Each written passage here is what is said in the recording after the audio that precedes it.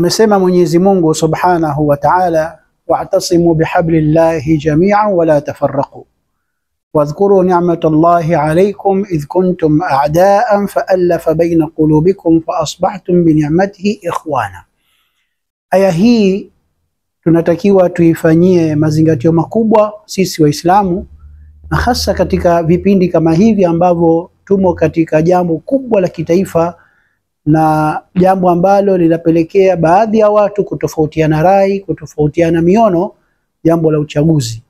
Tutatofautiana kwa mengi, wengine watahasimiana kwa muda mchache, lakini lazima tukumbuke kwamba sote ni wamoja, sote sisi wa taifa moja.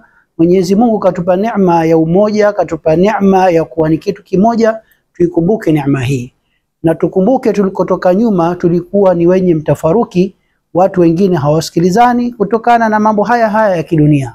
Tukikaa pamoja, tukiungana katika jambo letu, Mwenyezi Mungu atatupa baraka katika maisha yetu.